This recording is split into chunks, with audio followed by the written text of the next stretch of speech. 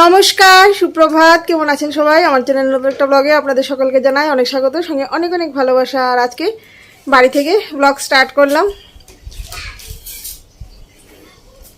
ঘুরতে যাওয়া মানে প্রচুর পরিশ্রম, আর ঘুরে এসে তার দ্বিগুণ পরিশ্রম।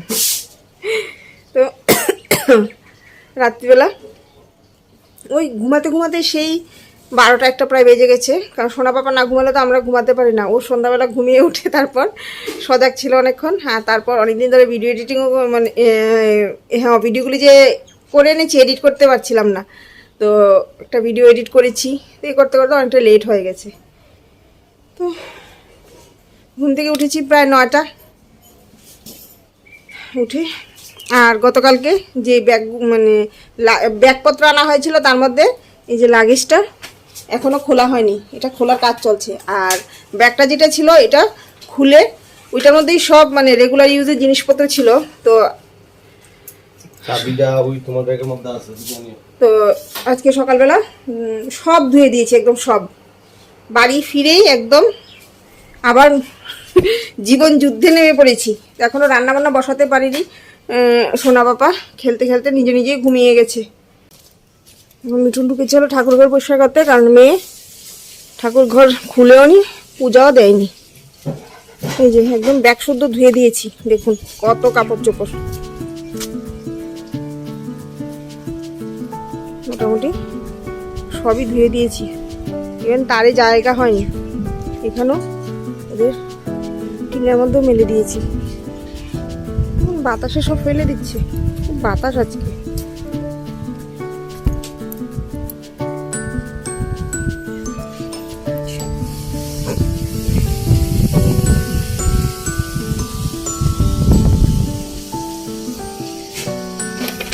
এবার রান্নাঘরের দিকে যাই।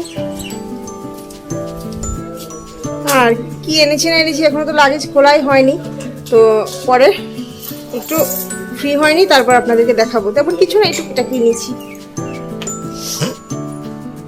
আর কদিন ধরে বাইরে গিয়ে ওই মাছ মাংস এগুলি খেতে খেতে না মুখে প্রায় চড়া পড়ে গেছে। মিঠু কালকে সন্ধ্যাবেলা বেরিয়ে এই যে সজনে ডাঁটা নিয়ে এসেছে, বছরের প্রথম সজনে ডাঁটা, আর খাইনি এর আগে। তো বলছে সব কিছু দিয়ে একটা নিরামিষ সবজি করবে। তো ভাবছি একটু নিরামিষ সবজি করবো, আর একটু ভাবছি ডিম বড়া করে ঝোল করব। দেখি কতটুকু কি করতে পারি। যদি পারি তো ডিম করবো, না হলে একটা সবজি করে ফেলে রাখবো আর ভাত করবো ব্যাস।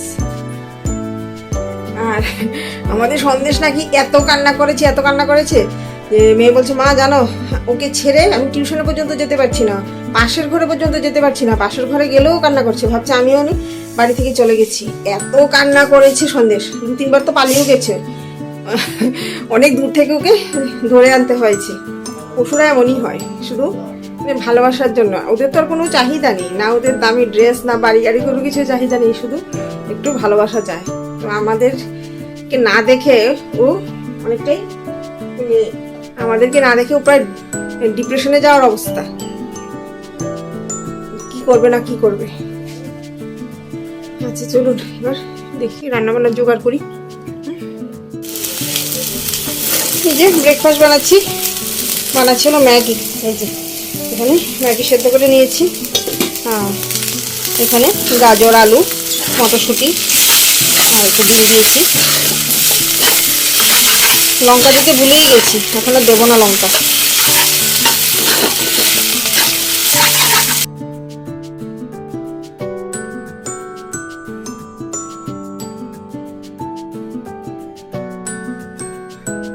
ব্রেকফাস্ট তো বানিয়েছি সেই কখন, খেতে সময় পাইনি, কারণ সোনা বাবা ঘুম থেকে উঠে গেছিলো। তোকে একটু ফিট করে আসলাম, এখানেই বসে পড়েছি। সব কিছু সবজিপাতিও নিয়ে বসে গেছি, সব প্যাকেটে সবজি।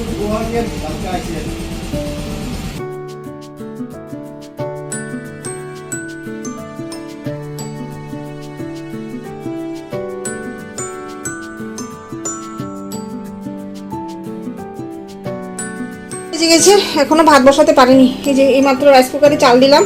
এখানে সব সবজিপাতি কেটে নিয়েছি নিরামিষ সবজির জন্য। এখানে বেগুন কেটে নিয়েছি, বেগুন ভাজা করব।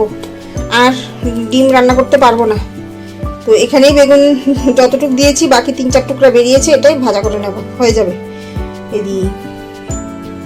আর সবজি অনেকটা হয়ে গেছে, আর বাসনপত্র তো আছে ধোয়ার জন্য। আর এই যে শিমগুলি এতটা বুড়ো হয়ে গেছে যে বিচিগুলি খুলে রেখে দিয়েছি, শিমের বিচির ডাল খাওয়া যাবে। আর বাদ বাকি আরও সবজিপাতি রয়েছে, এখন ফ্রিজে ভরবো। কয়েকটা বড়ি বেজে নিলাম, নিরামিষ সবজিতে দেবো। এই যে নিরামিষ সবজিটা বসিয়ে দিয়েছি, আদা গ্রেট করে দিয়েছি, কাঁচা লঙ্কা চিড়ে দিয়ে দিয়েছি। বাটাবুটির কোনো ঝামেলায় যায়নি। আর এখানে জল বসিয়েছি সোনা বাবাকে স্নান করানোর জন্য।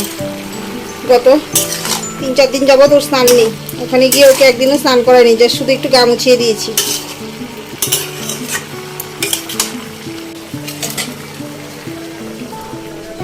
এই যেখানে সোনা বাবা স্নানের জল দিয়ে দিয়েছি, মিঠুনকে বলেছি ওকে স্নান করিয়ে দিতে।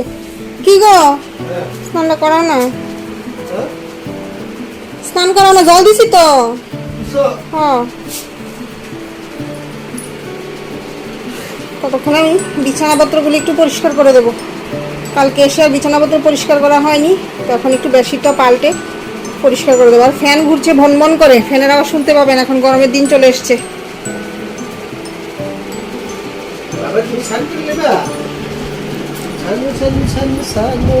চলো চলো স্নান কে করবো, চান চান নাই নাই নাই নাই কে করবো।